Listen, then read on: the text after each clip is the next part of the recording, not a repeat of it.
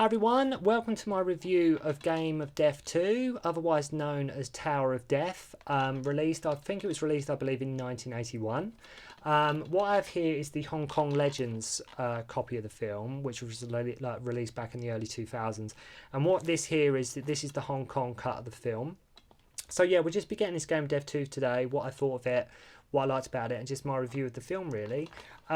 The film was directed by See-yuen, who was most famously produced Snake and the Eagle's Shadow and Drunken Master, starring Jackie Chan. He also produced No Retreat, No Surrender, made in the mid-1980s with Jean-Claude Van Damme, which is also another sort of Bruce Lee sort of themed type film. The choreography in this film, which a lot of people were surprised by this, but it's actually done by Yuen Ping.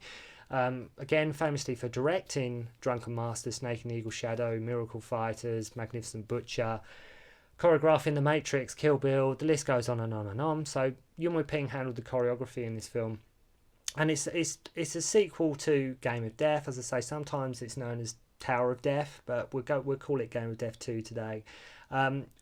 Bruce Lee character is played by Kim Tai-chung. Bruce Lee is sort of in the film via snippets from other films, most notably like unused scenes from Enter the Dragon, snippets from his, like I say, his Hong Kong films, just small glimpses from like Way of the Dragon, Big Boss, Fist of Fury type thing. As I say, and the character of Billy Lowe, who Bruce Lee was sort of and Kim Tai-chung were playing in the first Game of Death, he's called Billy Lowe in this. That is really the only connection that the two films have between Game of Death and Game of Death 2. Regarding like the production of the film, I think the idea was to create sort of a one last tribute film to Bruce Lee, using all the, like I say, footage that they haven't used yet, using all the stock footage that was sort of laying on the cutting room floor and stuff they hadn't used from, the first Game of Death, and like stuff from Enter the Dragon that wasn't used, which there is still some of that in there. But I think they thought, right, we've got all this footage we can use, like we're going to make it, and it's going to be one sort of big narrative, and it's going to, show the audience like all the stuff they haven't seen of Bruce Lee, that kind of thing. And I think when it got round to the pre-production, actually making the film kind of phase, I don't think they had as much footage as they initially thought. That is the kind of vibe I get from this film. I think when it come to actually shooting, they thought, oh, we haven't actually got as much footage, or maybe they wasn't allowed access to it, I don't know. Again, this is just me guessing, but it seems to me like they had every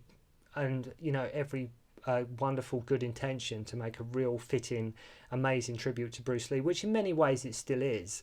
But it's I think initially they thought they had a lot more footage that they could inject into this film to give it, like I say, a whole bit more of a rounded narrative. But most of the scenes, I say, that you see that are actually Bruce Lee. I say this was made in 1981, so Bruce Lee died in 1973. I think the original Game of Death was made in 1978. So when this came out in 1981, it was sort of, I can imagine it must have been sort of what else can we see, what new footage can we see, and that kind of thing. Because to see new footage of Bruce Lee or a new Bruce Lee fight sequence was like, oh wow. But what you get of stuff that you haven't seen of Bruce Lee is so minimal. I mean, most notably, I remember seeing the scene in this where Bruce Lee's character talks to Roy Chow's Abbott from Enter the Dragon, which wasn't originally in Enter the Dragon when I saw it initially, after he fights Sammo Hung. Because at the start of Enter the Dragon, I think it was removed because it was considered to be like sort of too philosophical. And I think that was removed. I think it's reinstated now in all versions of Enter the Dragon. But I remember seeing that in this film, and then you're looking at it, think, well, that's from Enter the Dragon. Obviously, when I first saw this film, I was quite young. So, but we're getting to that. Getting to that more in depth in a minute. But as I say, Bruce Lee's in it via snippets and clips from previous films or bits here and there. The film stars Kim Tai-chung, who plays Bruce Lee's character when it's not Bruce Lee being, cut or, copied and pasted from another film. He also played Bruce Lee in the previous Game of Death, and he also actually played Bruce Lee, the ghost of Bruce Lee, in No Retreat, No Surrender with Van Damme. Hwang Jang-lee is in it, obviously the villain from Drunken Master and Snake and the Eagle's Shadow. And Roy Horan is in it, who sadly passed away last year. He's most notably for playing the priest in Snake and the Eagle's Shadow. He's also in Snuff Bottle Connection. I'm not sure if any of you have seen that film with Jang-lee. Amazing kung fu film. Please check it out. I've always had a soft spot for Game of Death 2 because it was one of the first films I ever bought, kung fu films I ever bought on VHS. And although the dubbing in this film is very suspect and the film can be almost laughable in some ways, I actually really enjoy it, and some of the choreography in this film is really inventive. I mean, Yuen Woo-ping and his team really it's what I love about this film is you're getting Yuen Woo-ping directing fight scenes in sort of the Bruce Lee Jeet Kune Do style, not following it to the core, but just evoking it and doing some fight scenes that sort of evoke that style, that give the impression of that style.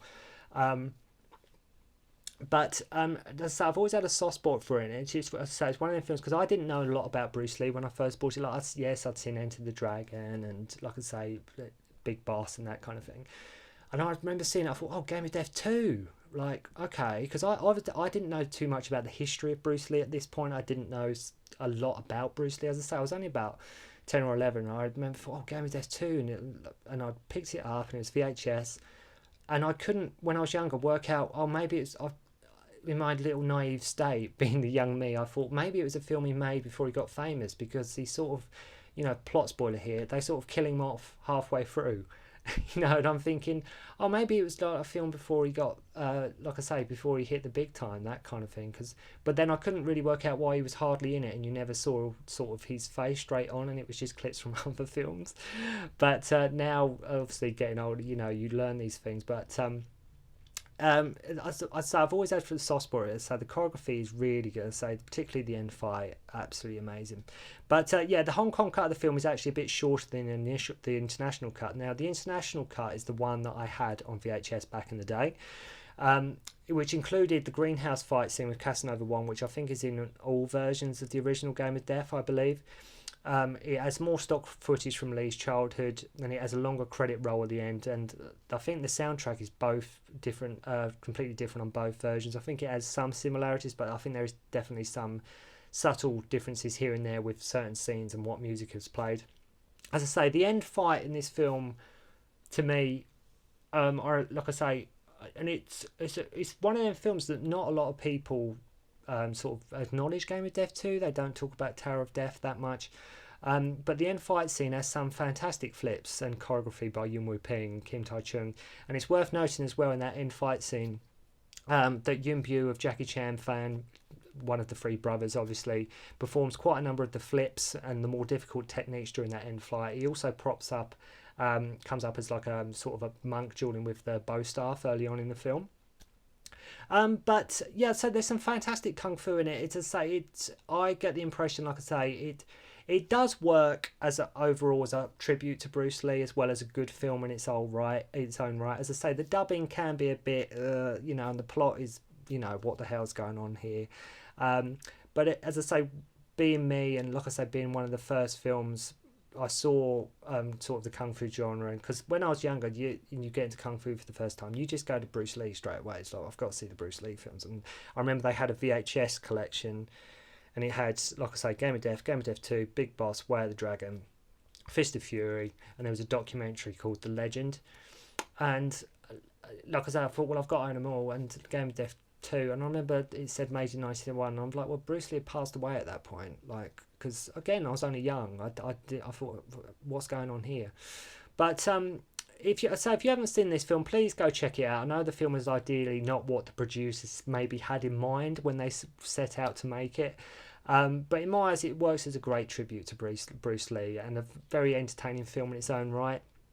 It's nothing else, just for the last 15 minutes or so, with fantastic fight work between Kim Tai-chung and Jang-lee.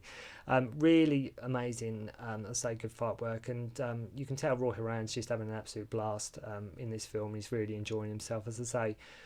Please check it out if you haven't seen it. It's one of the films that they bought the Bruce Lee's on Blu-ray out in the UK. They should give Game of Death 2 sort of a nice re-release and give it sort of, just put a bit of a polish up and give it a bit of a scrub down. But please check it out. Enjoy. I hope you've enjoyed this review.